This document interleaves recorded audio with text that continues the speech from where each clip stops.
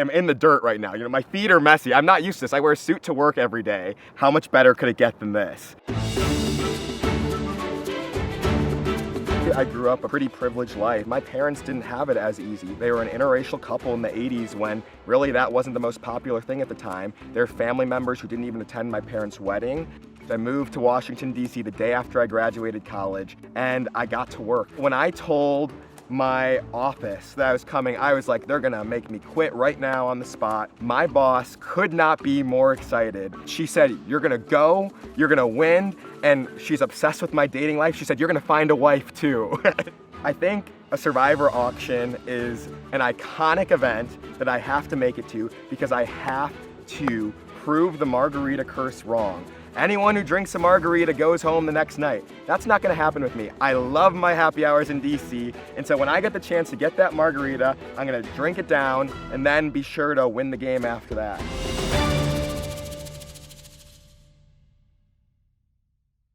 I have a necklace that says boss on it that I wear every day, and I had to leave that at home.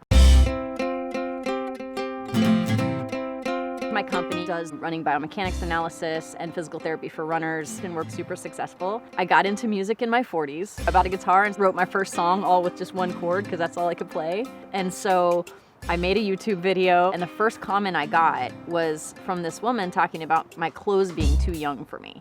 It was awful, and my heart was broken. And then I thought, wait a minute. Screw this lady, you know, and what anybody has to say about what we wear, who we love, none of it. You should be able to live your best life regardless of what the world wants to say.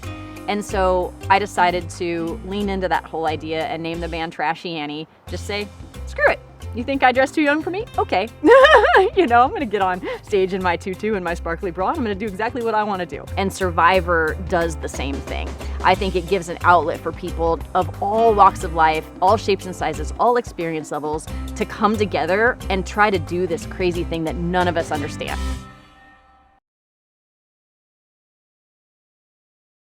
Two weeks ago, I was sitting on my couch watching Survivor with a cold beer in my hand, 4 feet of snow outside, minus 20, and now I'm sitting in Fiji.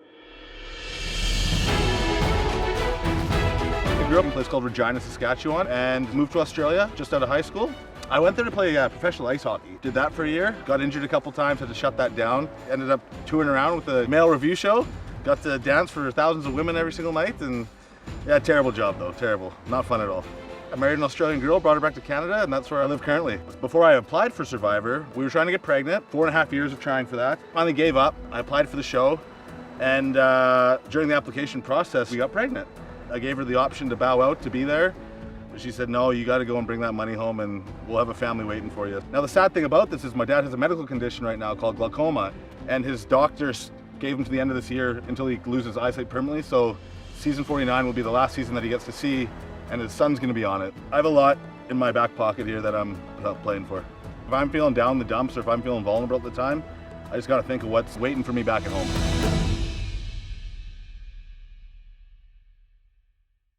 My mom, she doesn't even watch Survivor. She brought me a suitcase full of coconuts one day, and she's like, well, if you're gonna eat coconuts out there, like, you need to practice opening these. I grew up in Southern California. I'm like a son of Vietnamese immigrants. I am the first person in my family to go to college. I got into UCLA and I studied physics and math. You can't really go through life full ride scholarship valedictorian of your class without being a little smart. So humble I try to be, but there's evidence that I may be smart. I'm not physical. I think I just have little guy energy where I'm just smiley and goofy and I'm willing to be vulnerable. I think that I have what it takes because I am scared. I live in fear constantly. I'm like afraid right now. And I think that in Survivor, you're gonna be put in a lot of different scary situations. And because I'm scared all the time, I live in fear, all I can do is like muscle my way out.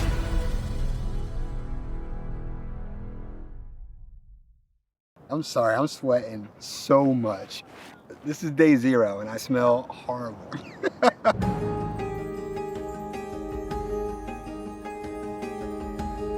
I'm from a small town in New Jersey. I grew up in a single-parent household, oldest of 5 kids, spent a lot of time at home babysitting those knuckleheads. But when I was home with them, I was watching Survivor. Ever since I was 13 years old, I'm like, one day I'm gonna be out there. I went to school for video production, and that was my ticket out of my small town. I feel like a lot of other, black men that look like me, they had to be good at football or basketball. I can't do that, so I've been in LA for the last 4 years doing video editing. Ever since I've been doing well in LA, my siblings have been like, oh, I want to go to college. I want to get out too, and it's just beautiful. I feel like I'm living proof that you should never give up, because this is crazy.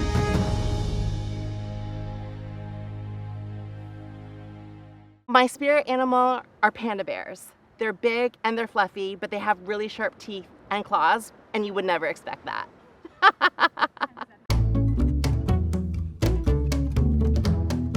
I come from Windsor, Ontario. It's a very blue-collar city with GM, Chrysler, and Ford plants. And there weren't a lot of gay kids. There weren't a lot of Asian kids. I felt isolated, but I come from a very loving family who supported me my entire life. I grew up watching Survivor. My dad introduced me to the show when I was 14, season 2.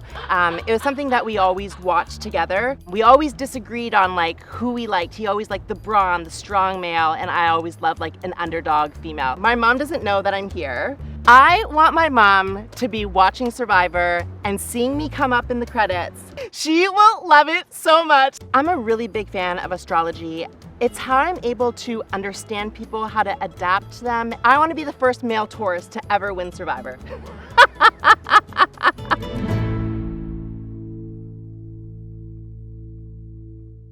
My husband is very supportive of me being out here. He was like, do what you need to do. But he told me, do not come back without the money. If you didn't know, Oklahoma is the only state where every single county is red. And I am a black liberal that is not red at all. So I can deal with literally any type of person. My husband is my college sweetheart. He's my bestie. He's actually the one who started me watching Survivor. And then we have 2 kids. The past 5 years have been kind of crazy. I dealt with my mom having an addiction, and she died from a fentanyl overdose. And I was in a really dark spot through all of that. And then I saw season 45. It felt like it's time to kind of close that chapter and reclaim my life. And it was the first time that I watched Survivor where Uncle Jeffrey said, apply now. And I was like, oh, I guess you're talking to me. Usually I ignored him. They always say trust your gut. And it was just a gut thing, it's time to apply.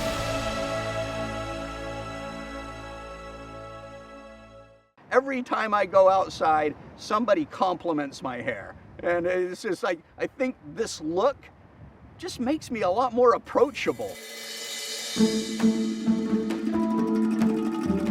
I grew up in northern Utah. I was an odd little kid. Everyone wanted to be an astronaut or a fireman. I wanted to be a stockbroker. I followed it, and by the time I could legally buy beer, I was a Series 7 registered broker. I got to a point that I realized that's not really the trajectory I wanted to spend the next 70 years of my life on. And I shifted gears, and today I throw bags at the airport. I think I'm gonna do really well in the physical challenges. You go throw bags at the airport for 10 years, it builds a inner core strength. And then just with my age, no matter how good I eat and how often I hit the gym, you start to kind of look like this. I'm a bit of a Trojan horse. They're not gonna see me coming.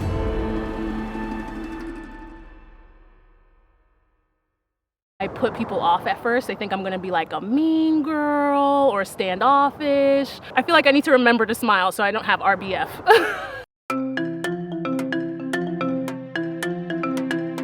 I never watched a single episode before season 47. I am a new Survivor fan. I'm not gonna tell anyone that though. I grew up in Texas. I'm Nigerian. My parents migrated over here. Nigerian parents, they want you to be a doctor or a lawyer or an engineer, and I didn't do any of those. I moved to California. I didn't know a single soul. I didn't even really have a job lined up. I'm like, okay, look, I can do something different. I can still make you proud. So that's what I'm excited to show them. I think I have what it takes to win the million because I thrive off my own energy. I do boot camps 5 a.m. in the morning. I don't drink coffee. I don't drink energy drinks. I don't know, fake it till I make it. I get loud, I start jumping, and then all of a sudden you start feeling it.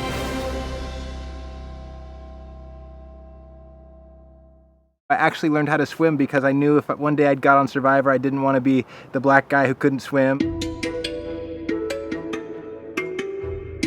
I grew up in a town called Clovis, California. I'm the youngest of 4, and I had a single mom. I loved 2 things, movies and comic books. Moved to Los Angeles when I was 18. I started working in film, which culminated in producing movies such as Captain America: The Winter Soldier and Civil War, the Black Panther movie, and the sequel for Marvel Studios. I think Survivor is a game built for T'Challa, for the Black Panther. He's physically capable, he's intellectually incredibly smart, he's kind to people, but also knows that there's a greater good that needs to be served. I know there's not a lot of older people in this game, so there's not a lot of people who are leaving behind children like I'm leaving behind and a wife that I love. And that stuff is tough. My youngest daughter said to me before I left, she said, "I hope you don't make the merge so you can come home early."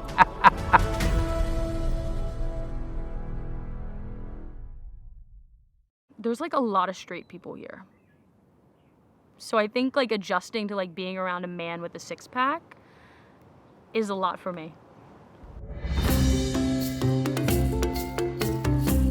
I was born in Long Island, New York, into a big Italian family. I'm one of 4, I'm the oldest. And right before high school started, we actually moved to the middle of nowhere, Ohio. We miss bagels so much that my dad was like, let's just open a bagel deli. And then we all worked there. It was like the best thing ever because it made us so insular. I started watching Survivor in high school.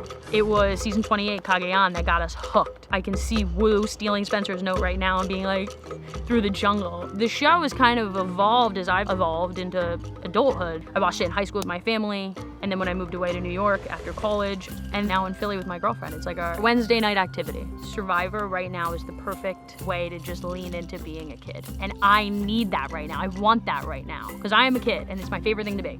And I don't ever want to grow up. Ever.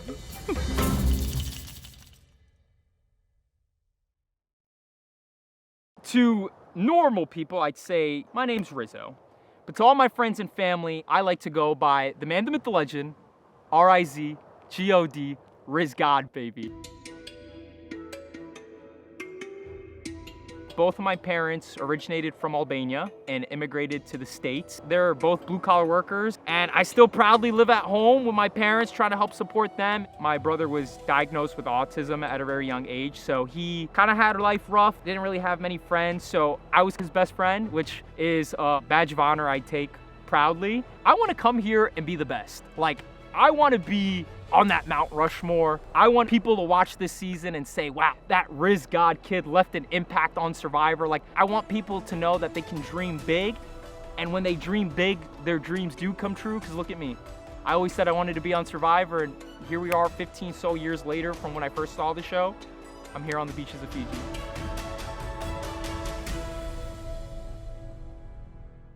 One of the ways I think people would consider me wacky is the fact that I collect pimples in a jar, very specifically blackheads.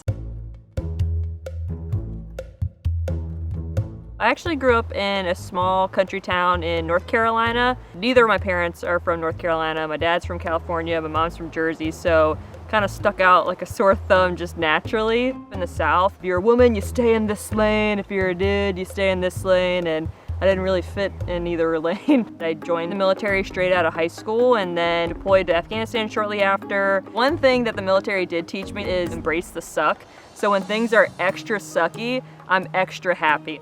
I've been told a lot that when they first see me, they think I'm gonna be the B word. And I think it's just because I have an unfortunate resting face, also a lot of Botox in my forehead. And then they get to know me and they're like, you're kind of weird. And I'm like, I know, you just gotta get to know me. I'm very annoyingly persistent, and once I set my mind to something, I don't give up. And I've already set my mind to winning $1 million, so I feel pretty confident that I'm gonna find a way to make it happen.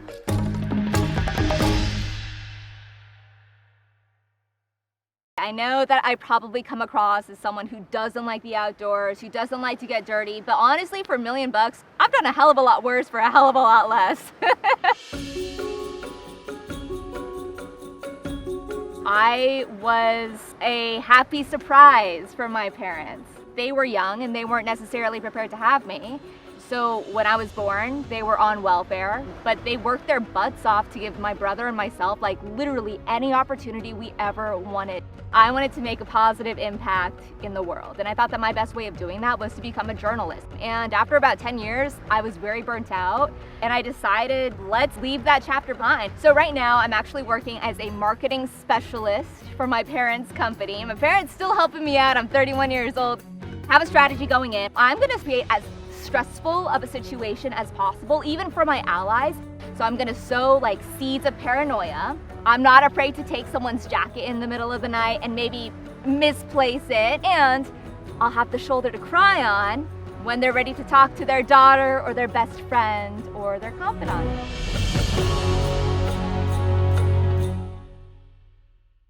I'm like this hippie, spiritual, love the energy of the moon, love the energy of the earth. I'm also a Virgo, if that means anything to anyone. My parents own a sports bar, and way back when, one of our bartenders decided to go on a little show called Survivor, and that bartender ended up being Boston Rob. So Survivor has been like low-key stalking me my whole life. I'm the oldest of 3, and I'm the only daughter. So I've always had a little boss energy. Okay, a lot of boss energy. My parents always said, Shannon, the world doesn't revolve around you. And then I realized, like, yeah, it actually does. I create my own reality. So I'm this mix of like the classic Donnie Wahlberg, Mark Wahlberg, Bostonian guy with like a Stevie Nicks, Ram Dass essence to me as well. And I think when you bring the two together, you get this really divine, really wonderful combination of a masculine and feminine energy that has gotten me here to Survivor.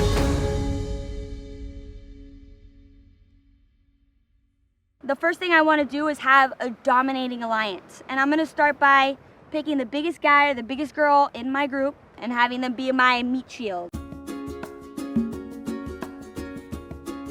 I was born and raised in Miami. My parents grew up in Venezuela and Cuba, and they immigrated to America to find the American dream, and so I'm a product of that. I've been working since I was 13 years old, and from all the jobs that I've had, I realized I don't like to work for people. And so I got my master's degree in business. So now I own 3 businesses, and I have 10 employees. They're all men, they're all older than me.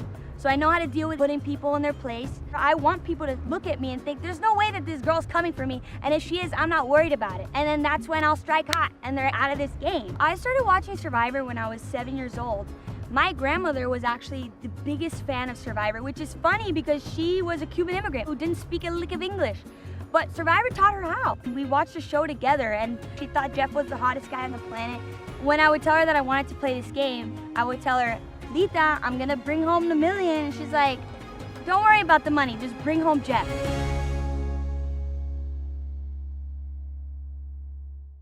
Pink and orange. I couldn't pick, so I was like, why not both? If these go far, then I'm giving everybody my manicurist's name.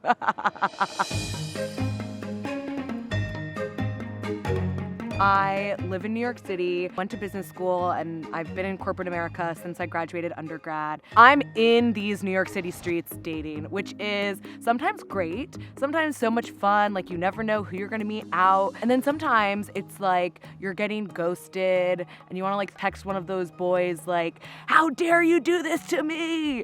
I grew up outside of DC.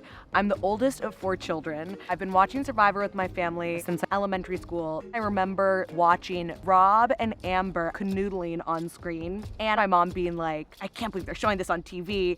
And then I think it spurred her to like giving like the birds and the bees talk with me. We do like a family Survivor competition every Christmas, and I am not allowed to participate anymore because now I've gone pro.